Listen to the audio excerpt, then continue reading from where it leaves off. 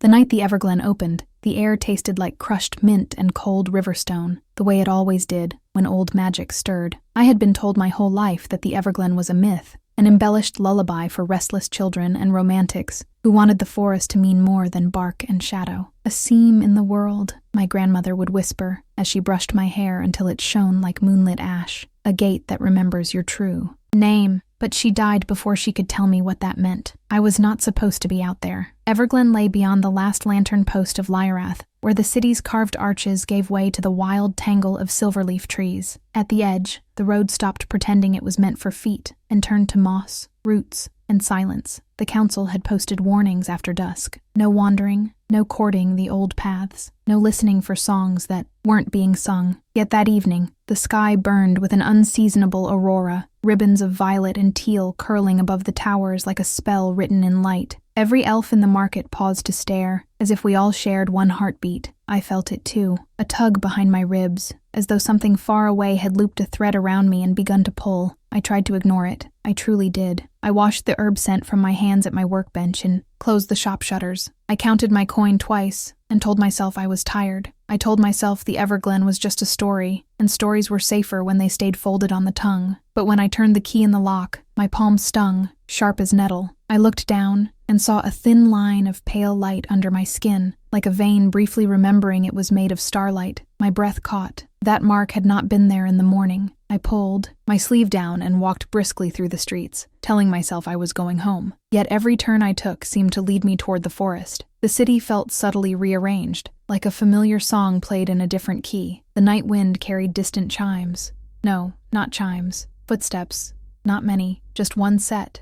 Steady and sure, as if someone walked ahead of me along a path only they could see. By the time I reached the last lantern, my pulse had become an argument I could not win. The lantern flame shivered as I passed, bending toward the woods like a bow. "All right," I whispered into the dark, feeling ridiculous and very young. "Show me then." The forest swallowed me. Silverleaf branches arched overhead, their undersides reflecting the aurora's colors. The ground was soft, threaded with roots that rose like knuckles. Somewhere water moved, unseen but insistent. I followed the pull, in my chest, deeper and deeper, until the city's distant glow faded to nothing, and the world became green-black and humming. That was when I heard the singing. It was not a melody you could repeat. It slipped between notes the way mist slipped between trees, and it carried a sadness so ancient it made my eyes burn. I stopped, pressing my fingers to the mark on my arm. The light beneath my skin warmed, pulsing in time with the song. Then the trees. A head thinned, unwillingly, as if an invisible hand had parted them. And there it was, the Everglen. It was not a place so much as a feeling given shape. A circular clearing carpeted in luminous moss, ringed by standing stones etched with runes that looked older than language. The air inside the ring shimmered, and for a moment I thought I was seeing heat haze, but it was not heat. It was the world bending, revealing a seam. At the far side of the clearing stood a gate, not a gate of iron or wood, but of living branches braided together, pale as bone, and crowned with blossoms that bloomed and withered in the span of a breath. It did not stand on hinges. It stood on memory, and in front of it, waiting as if he had been there for hours or centuries, was an elf I recognized instantly, though we had never met. He wore no crown, yet the way he held himself made the night lean closer. His hair was dark as wet bark, his face sharp and luminous, and his eyes were the color of stormlit jade, the kind that promised both ruin and rescue. The Prince of Kaelith. I knew his name from whispered talk at the markets, from the way nobles lowered their voices when they spoke of him. Kaelith, they said, the prince who rarely appeared in public, the prince who refused every match arranged by the court, the prince who spent more time in the old libraries than at banquets. I had imagined him distant, cold, but when his gaze found me, something in my chest fractured and rearranged itself into a shape that fit. He looked relieved, as if he had been afraid I would not come. "You're late," he said softly. My throat went dry. "I don't even know why I'm here." He stepped aside, revealing the gate behind him. The braided branches trembled, blossoms falling like slow snow. "You are here," he replied, voice steady, "because the Everglen has opened for the first time in 500 years. The aurora above intensified, a sudden surge of color that made the standing stones glow. The mark on my arm flared brighter. Kaelith's eyes dropped to it, and for the first time his composure slipped. Just a flicker, like pain passing behind glass. "It chose you," he murmured. I wrapped my hand around my forearm instinctively. Chose me for what? He inhaled, as if drawing courage from the night itself. When he spoke again, the words felt like the first rung of a ladder descending into a secret. To cross, he said, and to bring back what our realm has been bleeding out in silence. I should have stepped back. I should have laughed and fled, because this was madness, a gate in a clearing, a prince waiting like a sentinel in a tale meant to entertain children. But the humming in the air was no longer just sound, it was recognition. And then the gate answered. The braided branches parted without being touched, opening into a corridor of luminous mist. The scent that spilled out was not forest air, but something impossibly sweet and sharp. Wildflowers, lightning, and distant rain. Kaelith turned to me, his face close enough that I could see a faint scar along his jaw, a thin silver line like a past he did not share. "A few steps, through," he said, and his voice shook on the edge of control. "You may not return as the same person." I swallowed. "And if I don't?" His gaze held mine, fierce and pleading at once. "Then the Everglen will close," he said, "and the next time it opens, our world may not survive long enough to meet it." My heartbeat thundered. The mark on my arm burned like a small sun. Beyond the gate, the mist swirled, waiting. In that instant, I understood, something my grandmother had never finished telling me. Some myths are not meant to be believed, they are meant to be lived. Before we go further, if you're listening to this story on YouTube, leave a comment telling me what you think the Everglen is hiding, and subscribe to the channel so you don't miss the next part of the journey. Kaelith extended his hand toward me, palm up, an invitation that felt like destiny wrapped in skin. "Say yes," he whispered, and the Everglen breathed, as if the world itself was holding its breath for my answer. I did not take his hand at first, not because I wanted to defy him, or because I doubted the pull that had brought me here, but because touching him felt like finishing a sentence I had started long ago and forgotten. The gate's mist drifted forward in thin tendrils, curling around the standing stones like curious fingers. It hummed against my skin, and the mark on my arm answered with a pulse so deep it made my teeth ache. Kaelith waited without pressing. That, more than anything, unsettled me. Princes were not known for patience with unknown shopkeepers who smelled of rosemary and ground moon salt. He could have ordered me forward. He could have demanded obedience in that calm voice. Instead, he watched me the way one watches a flame in a storm, with careful, contained urgency. "What is on the other side?" I asked, forcing the words past my dry throat. He glanced over his shoulder into the luminous corridor. "The place we sealed away," he said, "and the place that never stopped calling. That explains nothing." A faint smile tugged at his mouth,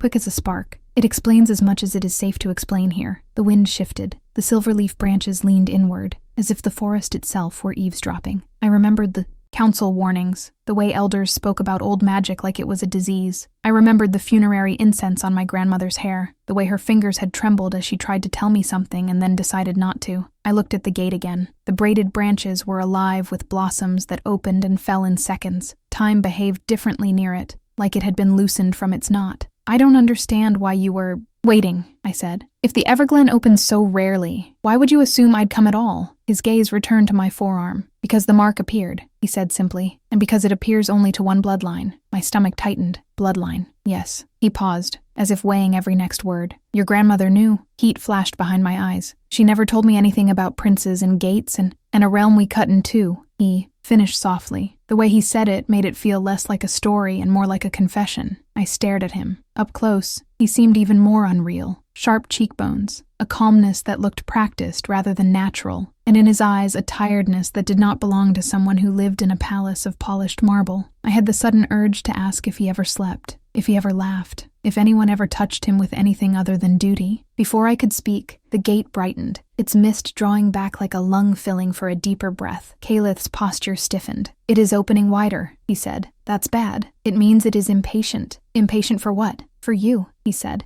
and the honesty in it struck me harder than any flattery could have. A chill ran up my arms. "So it's alive." "It is old," he corrected. "Older than our crowns and our laws. It does not think like we do. It remembers. It pulls." The standing stones began to glow, rune lines flaring in patterns that made my head swim. I stepped back, bumping into one of the stones. The light from the runes flowed over my skin like water, and for a moment the clearing vanished. I saw a different forest, taller and darker, with trees twisted into arches that looked like ribs. I saw a river of glass. I heard laughter, many voices, bright, unafraid, and then I saw Fire, not wildfire, but deliberate, a wall of flame thrown up like a sentence meant to end an argument. On the other side of it, shadows pounded against an invisible barrier, and a woman screamed a name that sounded like mine. The vision snapped away so abruptly that my knees buckled. Kaelith caught my elbow before I hit the moss. "Easy," he murmured. His touch was warm through my sleeve, grounding. I hated how much I needed that warmth. "What was that?" I whispered, breathing hard. "The Everglen showing you a memory," he said. "Or a warning." I tried to pull free, not because his hold hurt, but because it was too intimate. His fingers loosened instantly, as if he sensed the exact line I could tolerate. "You said my grandmother knew," I managed. "How?" His jaw tensed. The scar along it caught the glow of the runes, because she was one of the last who walked the borderlands before we sealed them, he said. "Because she carried a key she never returned. And because she begged my father to spare your family when the court decided to erase every trace of the old pact."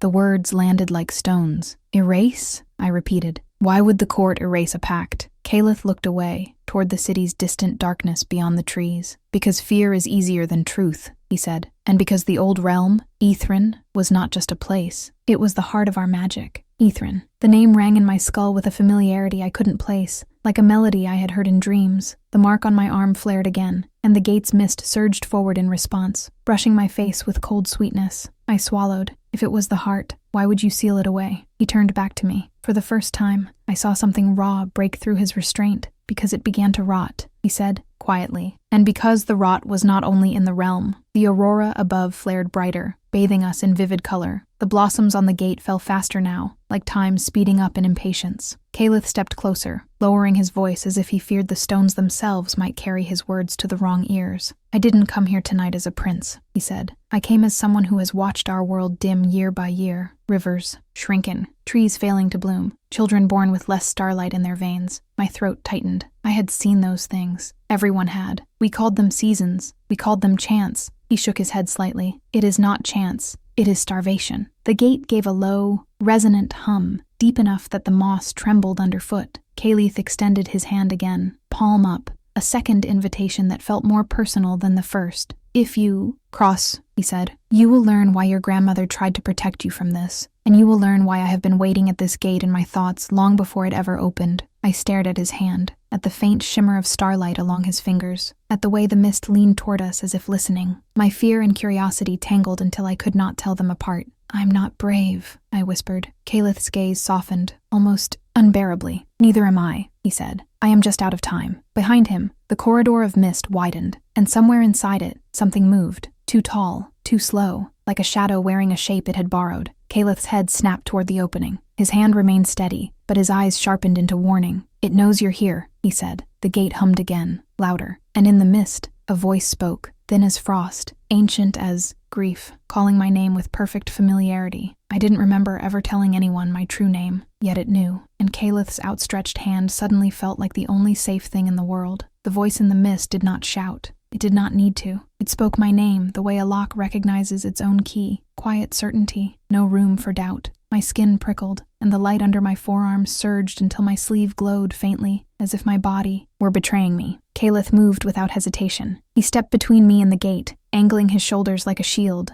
though I could not imagine what flesh and bone could do against something that sounded like winter given language. "Don't answer it," he said. My tongue felt too thick. "It knows me. It knows the name the Everglen remembers," he corrected, voice tight. "That is not the same as knowing you." The corridor of mist rippled. Something tall and slow shifted inside it, as if a figure were approaching through water. The blossoms at the gate withered as they fell, hitting the moss like dead moths. I took a step back and bumped into the nearest standing stone. Its runes warmed under my palm. The moment my fingers touched them, images shivered across my mind. Flickers of places I had never seen, but somehow recognized. A narrow hall, lined with mirrors that reflected not faces but moments. A field of pale grass under a sky crowded with unfamiliar stars. A girl with silver-white hair, laughing as she ran, her hand in the grip of someone older. Then the vision snapped away, replaced by the clearing, and Kaelith's tense profile. "What is it?" I whispered. Kaelith did not answer right away. His eyes tracked the movement in the mist, his breathing measured. He looked like someone reciting a prayer he did not trust to. "Work. A sentinel," he said finally. "One of the border woven. Border woven? Things made when we sealed Aethryn. he said. We took what was gentle and twisted it into a guard. We told ourselves it was mercy. The mist surged again. The silhouette inside it leaned forward, and for a moment I saw the hint of a face. Too smooth, too blank, features like wax before a sculptor finishes the work. It spoke my name again. Kaelith flinched, as if the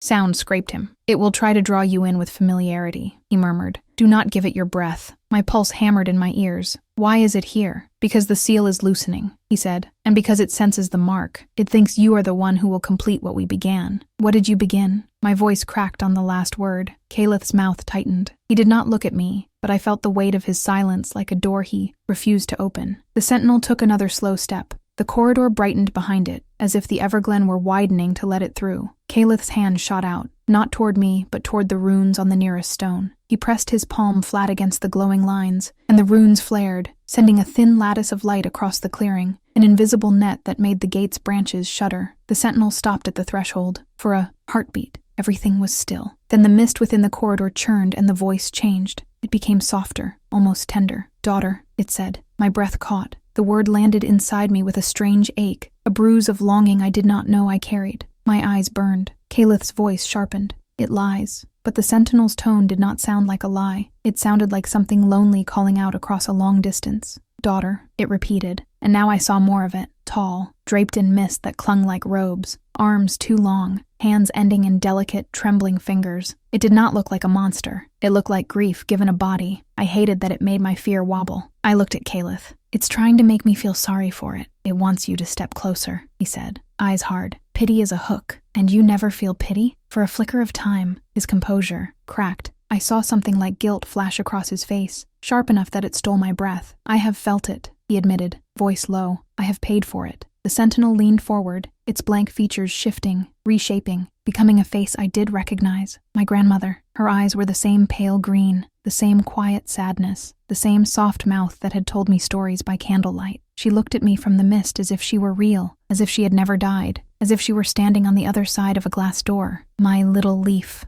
the sentinel said in her voice. You finally came. My vision blurred. My heart clenched so hard it hurt. Kaelith's hand closed around my wrist, firm, but not cruel. The moment he touched me, the mark on my arm surged with heat. His skin was warm, and the warmth steadied me in a way I did not expect. It was not just comfort. It was like his presence reminded my body what was true. This is not her, he said, voice urgent, as if he could see me slipping. Do you understand me? This is not her. My throat tightened. It has her voice. It can wear voices, he said. It cannot wear her love. The sentinel, my grandmother's face, tilted slightly, as if listening. Then it smiled, and the smile was wrong. Too slow, too careful, like someone copying emotion from memory. The scent in the air shifted. Beneath the sweetness of the mist, I caught something sour, like bruised fruit left too long. My stomach turned. Kaelith's fingers tightened around my wrist. Now, he said. Decide. Decide what? His eyes met mine, and the intensity in them made the clearing feel suddenly smaller. You can step back toward the city and pretend you never saw this, he said. Or you can step forward and claim your truth before it claims you. The sentinel's fake grandmother face softened, almost pleading. Come, it whispered. Come home. Home. The word pierced me. My life in Lyorath had always felt like a borrowed room, comfortable, but not mine. Even as a child I had been restless, as if part of me listened for a door opening somewhere far away. Kaelith's voice dropped to a whisper, meant only for me. If you go in with it controlling the threshold, it will bind you, he said. But if you go in with me, on your own choice, the Everglen must honor that. You make it sound like it has rules, I breathed. It does, he said. Old ones, powerful ones, the kind even princes cannot break. The sentinel lifted its long hand,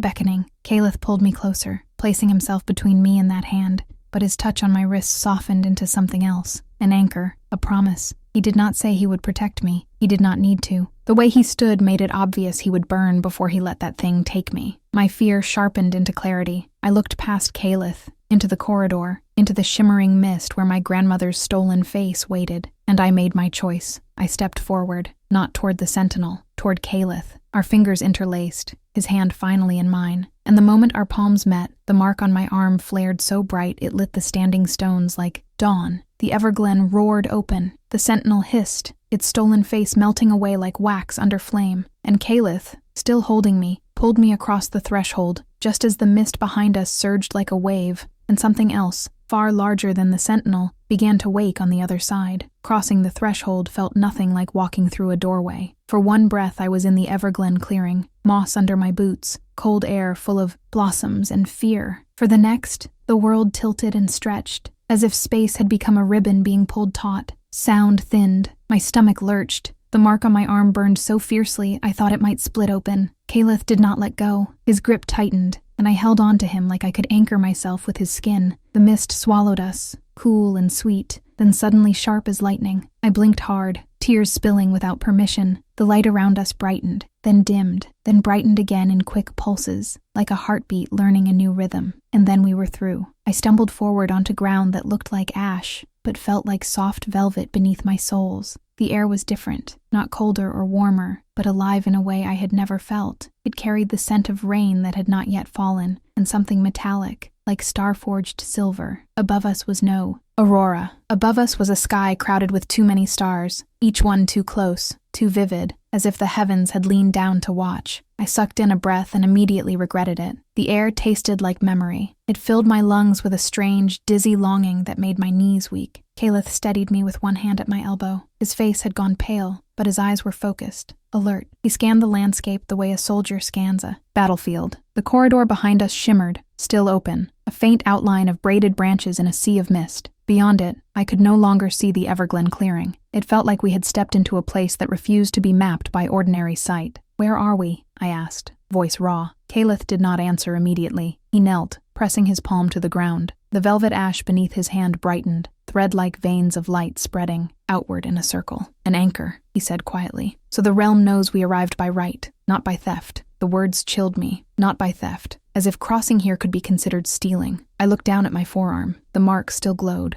a steady pale flame under my skin. The pain had eased, but the warmth remained, as if something inside me had awakened and refused to sleep again. Kaelith rose slowly. In the starlight, the scar on his jaw gleamed like a warning. "Aethryn," he said at last. Hearing the name spoken here made it feel heavy, like a truth that had been waiting for my ears. The landscape around us seemed to respond, a faint hum rising from the ground, from the air, from the stars themselves. It was beautiful, and it was wrong. Not wrong in shape, but wrong in tension, like a song played on a tuned instrument with one string slightly frayed. The sky was too close, the stars too bright, the silence too attentive. I turned in a slow circle, trying to take it all in. In the distance, trees rose, tall and slender, their leaves translucent, catching starlight and scattering it like glass. Between the trees ran a river that looked like a ribbon of dark mirror. Its surface reflected the sky so perfectly, it seemed the water held another universe. I took one step toward it and stopped. Something in the air shifted. A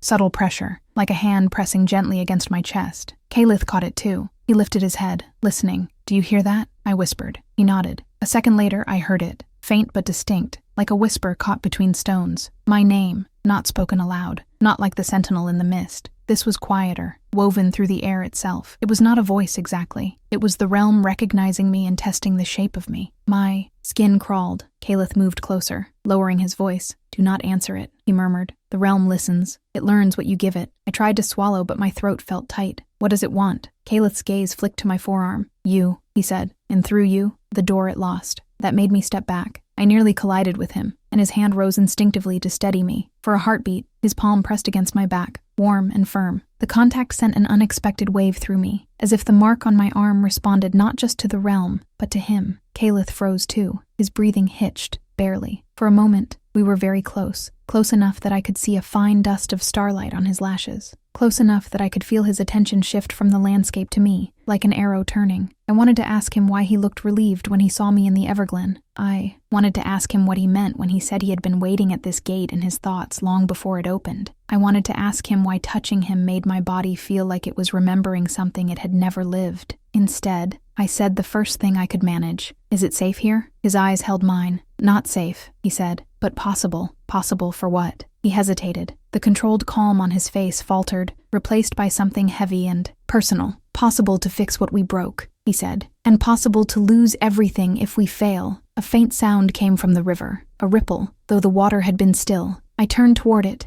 In the mirror-dark surface, the stars trembled. Then a shape rose beneath the reflection, moving upward like a shadow swimming toward the surface. I stepped back, heart hammering. Kaelith's hand closed around mine again. "Stay behind me," he said. The river bulged, as if something pressed from below. The surface broke without a splash, peeling open like a thin sheet of glass. A face emerged, made of water and night, eyes bright as cut gems. It stared at me with startling intelligence, and when it spoke, it did not use sound. The words appeared inside my mind, sharp and clear. Keyblood. Kaelith's grip tightened. His voice went cold. Do not look at her, he warned the thing. The water face smiled, slow and knowing, and then it said my name again, not as a question, but as a claim. Behind us, far in the luminous trees, something answered with a low, hungry pulse, as if the rot Kaelith mentioned had just noticed we had arrived. The waterface watched me the way a predator watches a deer that has wandered into the river's edge, without realizing the current is stronger than it looks. Yet it did not feel like hunger alone.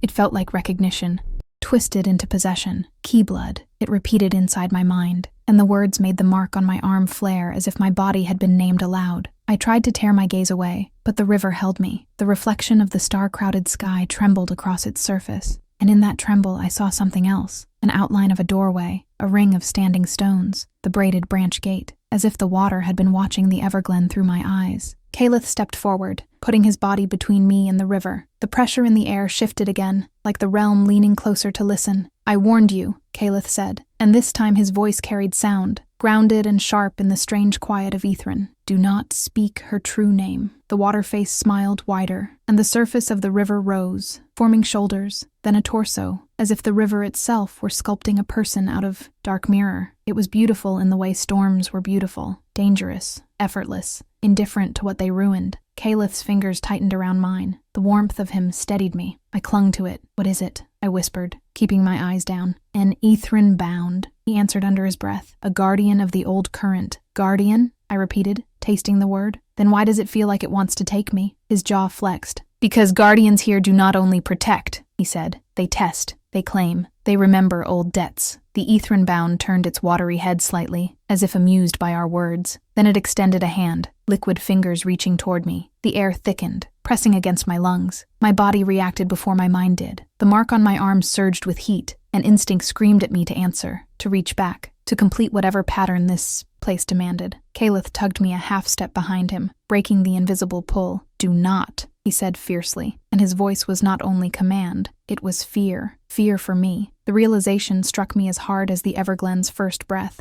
Kaelith was not simply guarding a mission. He was guarding me, specifically, as if my existence mattered in a way I had not earned. The river being's voice slid into my mind again, silky and cold. You carry the seam. I flinched. Kaelith's eyes narrowed. Stop reaching into her thoughts. The Aethryn bound laughed, not with sound, but with a vibration in the water that made the stars reflected their ripple. Then it tilted its head and studied Kaelith. Prince of the sealed crown, it said into both our minds, its tone almost fond. You return with a key you were never meant to keep. My stomach dropped. Keep? Kaelith's face went still. You know nothing of what was meant. I could feel tension in his hand, like a bow pulled tight. The mark on my arm pulsed in response, as if it recognized his anger. The Aethryn bound drew closer, water sliding over water, until it stood at the river's edge. Its liquid feet did not splash. They simply became part of the surface. Debt, it said. Debt. A word hit me like a memory. Pact. Kaelith's earlier admission echoed in my mind. Fear is easier than truth, and the rot was not only in the realm. What debt? I asked before I could stop myself. Kaelith's head snapped toward me. For a heartbeat, his eyes flashed with warning, but it was too late. The Aethryn bound's attention shifted fully to me, delighted. She speaks, it said. She offers breath. Kaelith's fingers squeezed mine hard enough to hurt, and the pain yanked me back to myself. Don't bargain, he said, not even with a question. I swallowed. Kaelith, what is it talking about? His mouth tightened. Later, he said, not here. But the Aethryn bound was already weaving images into my mind, slipping them between my heartbeats. I saw a council chamber in Leorath, its walls carved with vine-like patterns. I saw older elves in pale robes, their faces hard with fear. I saw my grandmother kneeling before them, her hair not yet white, her hands bound in silver cord. I saw Kaelith's father, tall, crowned, his eyes shadowed, standing above her with something like regret. Then I saw fire again, that deliberate wall of flame, and behind it, a doorway closing. I staggered, breath catching. Kaelith cursed softly, pulling me closer, as if his body could block the images. The Aethryn bound's voice purred inside my skull. Your blood was the price. My vision blurred. What does that mean? Kaelith's voice went hoarse. Stop, he said. to the river being, and there was something in him now that sounded like pleading. The Aethryn-bound paused, as if tasting the emotion. Then it smiled, slow and cruel. "Price paid," it said, "but price not finished." The forest behind us answered with that low, hungry pulse again. It felt nearer now, no longer distant. The translucent leaves in the far trees trembled, and faint lights flickered between the trunks like eyes opening. Kaelith turned, sharply, scanning the luminous woods. His shoulders tensed as if he expected something to rush out. "What is that?" I whispered, terrified. Kaelith's expression darkened. "The rot," he said. "The thing we pretended was locked away." The air shifted. A whisper ran through the trees, a chorus of voices that were not voices, repeating one word in 100 broken tones. "Key." Kaelith pulled me back from the river, away from the Aethryn-bound's reach. "We can't stay here," he said. "Not on the open bank." "Where do we go?" His eyes locked on mine, urgent and steady. "To the mirror hall," he said, "before the realm decides to collect what it thinks it's owed." As he said it, the mark on my arm flared again, brighter than ever, and the ground beneath my feet pulsed in answer, like Aethryn itself had heard him and approved. Then, from deep within the luminous forest, something moved. Not a shadow, not a sentinel, something vast, patient, and awake, and it began to come toward us. Kaelith pulled me away from the river so quickly I nearly stumbled. The velvet ash ground gave under my boots like a sigh, and the starlight above seemed to lean closer as if eager to witness what happened next. Behind us, the Aethryn-bound remained at the bank, its water body still, its expression almost satisfied, as though it had placed a hook in me and did not need to reel it in yet. The luminous forest ahead shivered. Between the translucent trunks, faint lights blinked in and out like eyes half opening. The low pulse I felt earlier was no longer distant. It rolled through the ground in slow waves, measured and certain, like footsteps too large to hear. Kaelith did not run. He moved fast, yes, but with intent, weaving between trees as if he knew which roots would not catch our ankles, which patches of shimmering moss would not cry out. He kept my hand in his, and I hated how much I relied on that simple contact. "What is the mirror hall?" I asked, breath coming too shallow. "A place that tells the truth whether you want it or not," he said. "That sounds like the last place we should go." His grip tightened. "It is the only place in Aethryn where the rot hesitates," he replied. "The mirrors show it what it is." "And what is it?" Kaelith's silence was answer enough. We moved deeper into the translucent woods. Leaves like glass chimed softly overhead, not from wind, but from the realm's constant unsettled humming. Every so often I heard my name again, threaded through the air, as if Aethryn itself was tasting the syllables. I kept my mouth shut.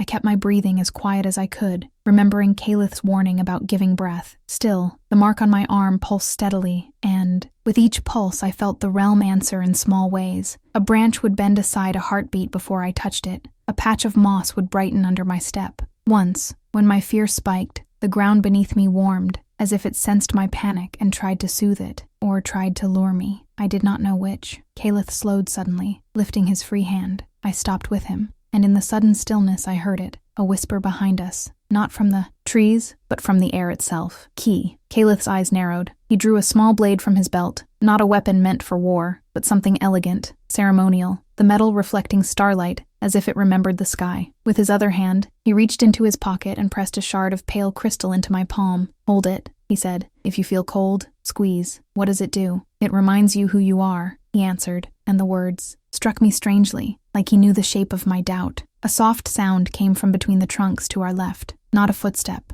more like wet velvet being dragged across stone. My throat tightened. Kaelith guided me behind a tree, whose trunk was so clear I could see faint flowing lines inside it, like veins of light. He leaned close, and his breath brushed my ear. "Do not look directly at it," he whispered. "It learns your fear faster if you meet its gaze." My pulse hammered. "You still haven't told me what it is." Kaelith's jaw clenched. "It is what happens when magic is starved and fed on lies," he said. "It takes the parts of us we refuse to face and gives them teeth." Something moved through the trees, a shape, low and wide, gliding rather than walking. The leaves around it dimmed, as if starlight was being swallowed. I clutched the crystal shard. It was cool, but not cold. Not yet. The shape slid closer. In the faint light, I saw edges, like a cloak made of shadow, but underneath it there were hints of structure, tendrils, hands, a mass that had once been something else. The whisper came again. "Key." My forearm burned. The mark was bright under my skin, too bright, betraying me. Kaelith's hand rose, and he traced a small symbol in the air. A thin lattice of light appeared briefly, then sank into the ground like ink soaking into paper. The velvet ash around us dimmed. A veil, he whispered. It will make us less interesting. Less interesting, I breathed, because the idea that a predator could be bored by me was suddenly my favorite prayer. The shadow shape paused.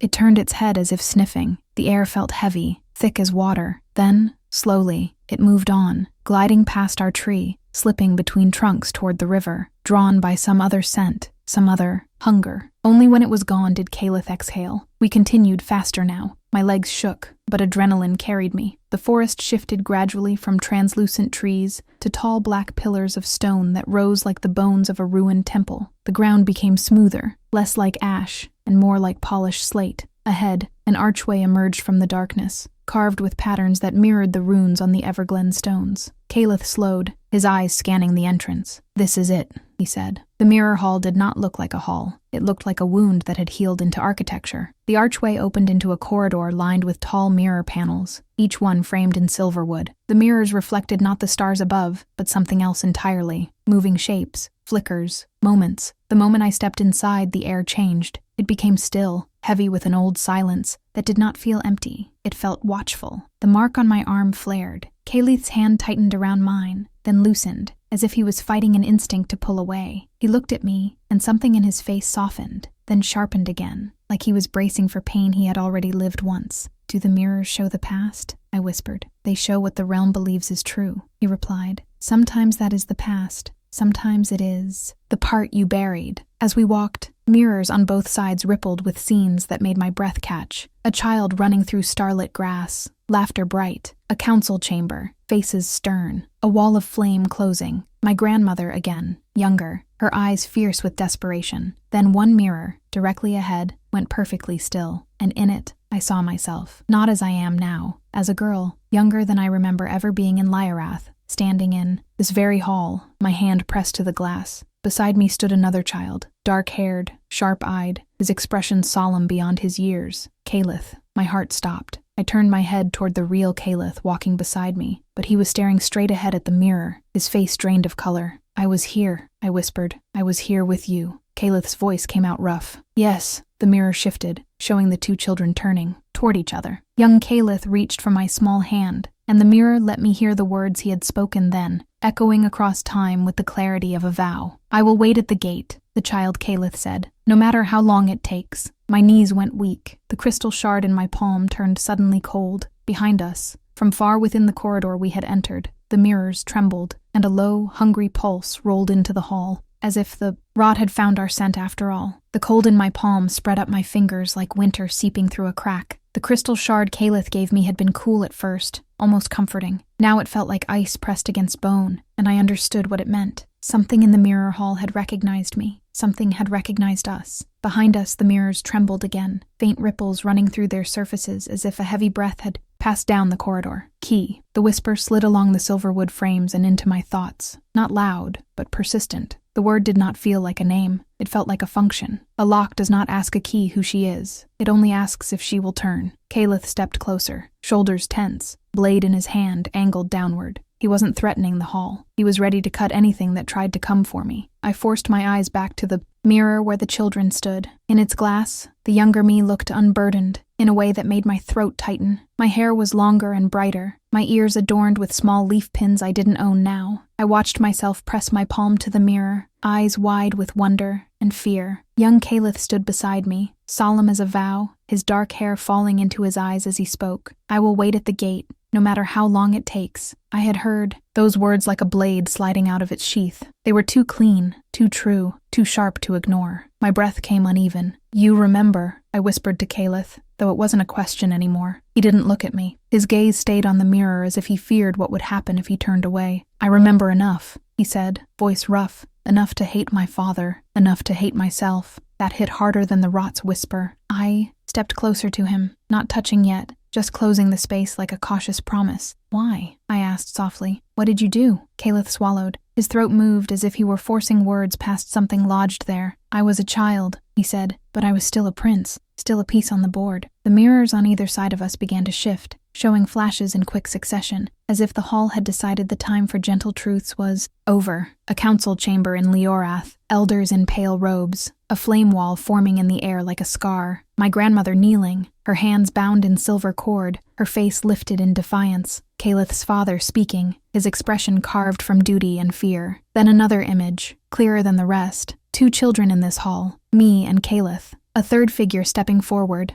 a woman with fierce eyes and hair like pale fire, my grandmother. She crouched beside me, whispering to my younger self. I could not hear the words at first. The mirror shimmered, then sharpened, and suddenly her voice filled my mind with aching clarity. "Little Leaf," she said, urgent and tender, "you must forget this place. Forget him. Forget the gate. If you remember, they will find you." The child me shook her head, tears shining. "But I don't want to forget." "You will," my grandmother whispered, and she pressed her palm to my forehead. Light flared. I gasped aloud, stumbling back as if the touch had reached across time and struck me. My own forehead tingled, an echo of a contact I had never remembered until now. Kaelith's breath caught. "She did it," he said. "She took it from me," I whispered, shaking. "She took my memory. She saved you," he corrected, voice tight, "because if you had kept it, my father would have used you sooner." The words sank in slowly, like stones dropping into deep water. "Used you." I lifted my forearm. The mark glowed steadily, beautiful and cruel. "I was the price," I said, hearing the Aethryn-bound's voice again. "Your blood was the price." Kaelith finally turned his head toward me. When his eyes met mine,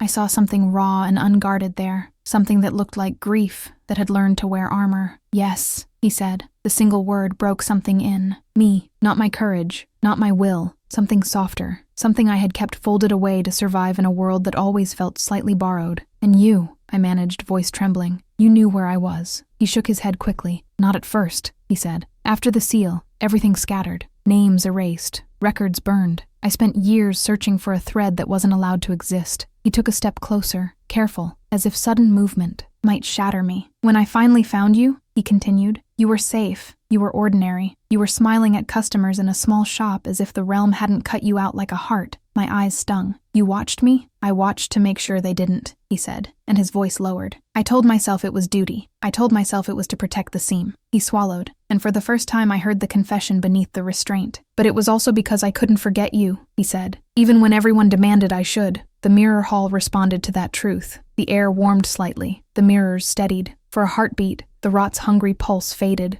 pushed back by something purer. My chest ached. I wanted to be angry. I wanted to demand why he didn't come to me, why he let me live in ignorance. But when I looked at his face, I understood the shape of his dilemma. If he had approached me in Leorath, the court would have noticed. If the court noticed, they would have taken me. So he waited, at the gate, in thought and in patience, until the Everglen opened and he could bring me here by right. Another tremor ran through the hall, stronger this time. The mirrors along the corridor behind us rippled violently, reflecting shadows that did not match our bodies. "Key." The whisper grew into a chorus. Kaelith's blade rose slightly. "It's closer," he said. I tightened my grip on the crystal shard. It was so cold it burned. "What do we do?" I asked. Kaelith's eyes flicked to the far end of the mirror hall. "There is a central mirror," he said. "The heart mirror. It shows the pact as it was made, not as the court rewrote it. And that helps us how?" His expression hardened into purpose. "Because if we see the true pact," he said, "we can speak the true terms. The realm cannot be healed with a lie." A deep pulse rolled through the ground, so strong the silverwood frames rattled. The mirrors behind us went dark one by one, as if something were swallowing their light.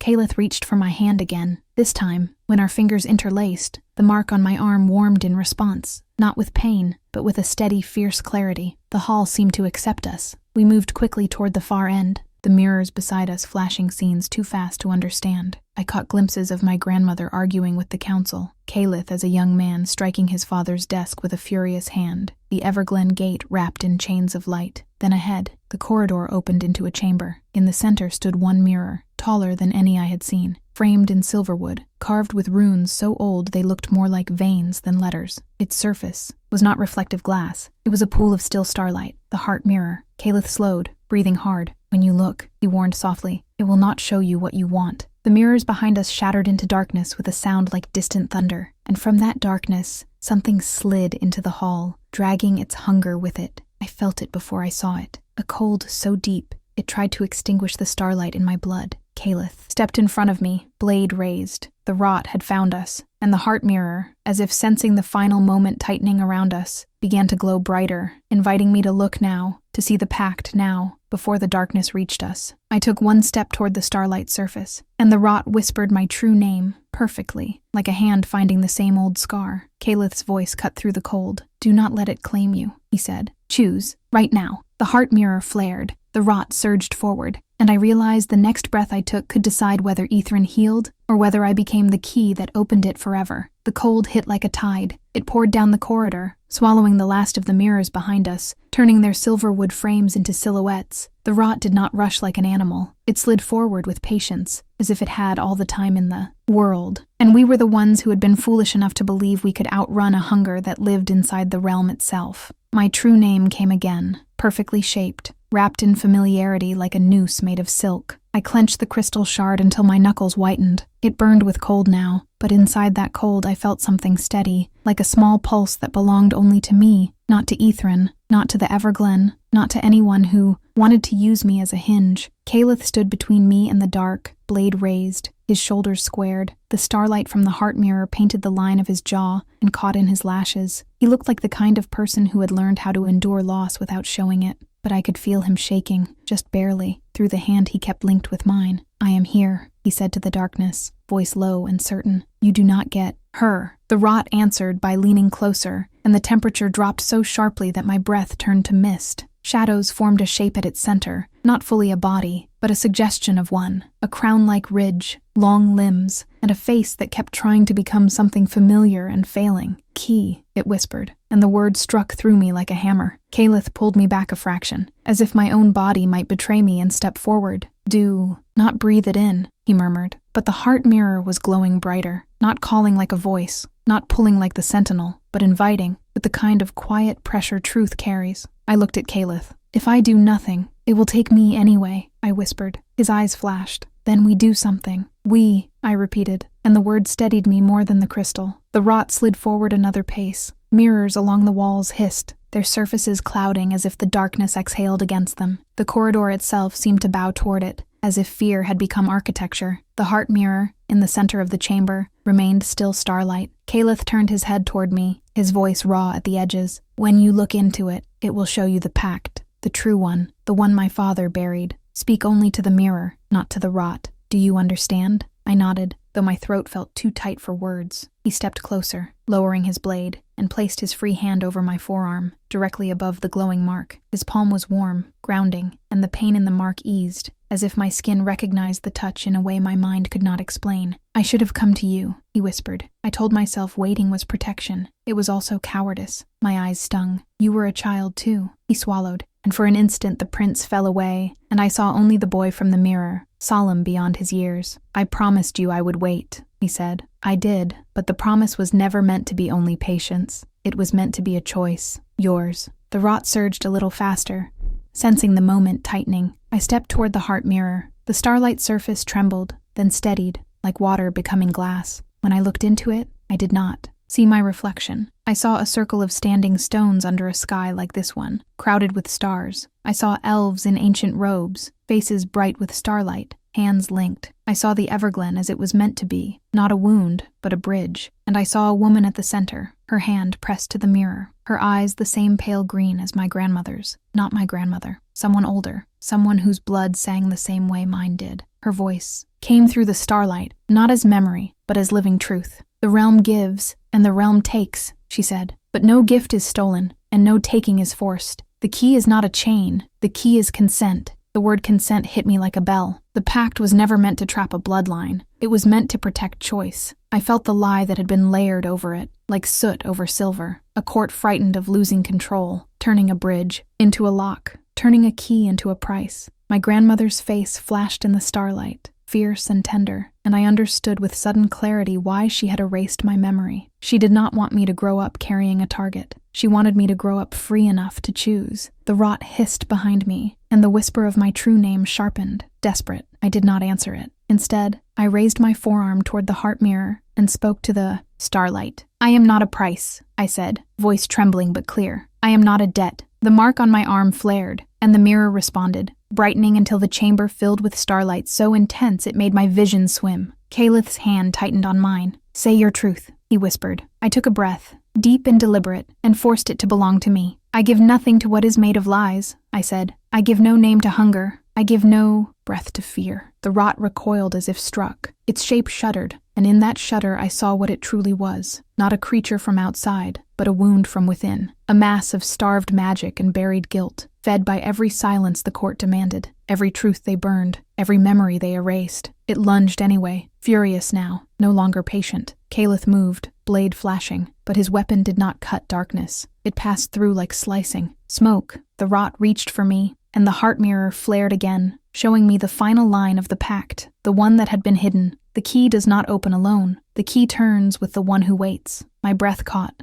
I turned to Kaelith, and in that instant, I understood his vow in its full shape. He had not waited only to bring me here. He had waited to stand beside me when it mattered, to share the cost so I would not be used like a tool. You are part of this, I whispered. His eyes widened, and something like hope flickered there, fragile and fierce. I always was, he said. I reached for him with my free hand, pressing my palm against his chest, right over his heartbeat. The crystal shard in my other hand warmed suddenly, its cold breaking, as if it had been waiting for this exact alignment. I spoke to the heart mirror, but I meant him too. I choose, I said. I choose the bridge. I choose the truth. And I choose to turn nothing alone. Kaelith inhaled sharply. Then he leaned his forehead against mine, just for a heartbeat, an intimate contact that felt like a vow made in silence. I choose you, he whispered back, voice breaking. Not the crown, not the fear. You. The rot struck, colliding with the wall of starlight that burst from the heart mirror as our hands linked fully, forearm to chest, pulse to pulse. The sudden impact shook the chamber. Mirrors along the walls cracked, not with darkness, but with light spilling through their fractures. The rot screamed without sound. And then, for the first time since we arrived, Aethryn breathed like a living thing relieved of a long-held choke. The darkness did not vanish in an instant. It unraveled, threads of it peeled away, drawn into the heart mirror, not as a feast, but as a cleansing. The starlight did not destroy it with violence. It held it in truth until it could no longer pretend to be anything else. I felt the realm's pain, sharp and ancient, and I felt something else beneath it, gratitude, quiet and overwhelming. The rot tried one last time to speak my true name, but the sound broke apart before it could reach me, dissolving into harmless mist. When the chamber finally stilled, my knees buckled. Kaelith caught me, arms around me, holding me, as if he had been waiting to do so for 500 years. I pressed my face into his shoulder and let myself shake, not from fear now, but from release. It is done, I whispered, though I did not know if it was fully true. Kaelith's voice was soft against my hair. It has begun, he corrected. Healing is not a single moment, but you changed the direction of the river. I pulled back enough to look at him. His eyes were wet, and he did not hide it. Outside the mirror hall, the star-crowded sky seemed slightly farther away, as if the realm no longer needed to press down to be heard. The air tasted less like metal, and more like rain that finally decided to fall. What happens now? I asked. Kaelith brushed his thumb gently along the glowing mark on my forearm. Careful, reverent. The light had changed. It was still there, but calmer, like a lantern rather than a flame. Now we return, he said, and we tell the truth in Lyorath. The court will resist. Fear always does. But the Everglen opened. The realm remembers, and so do you. I thought of my grandmother, of her fierce tenderness, of the way she had stolen my memory not to control me, but to protect my right to choose.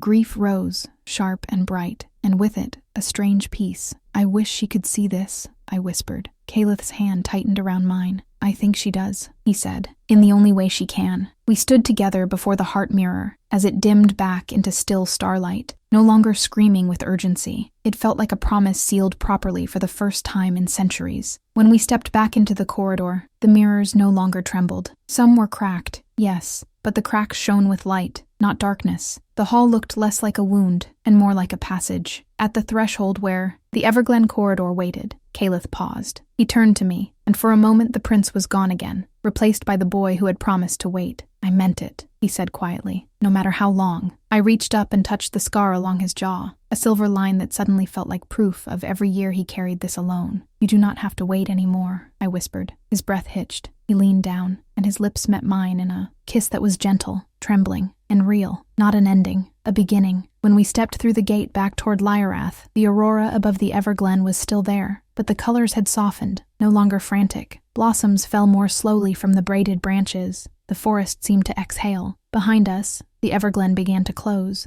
not like a door slamming shut, but like a wound finally allowed to heal. And as the last seam of mist sealed, I felt it, clear as a heartbeat. The realm did not claim me. It recognized me, not as a price, as a choice.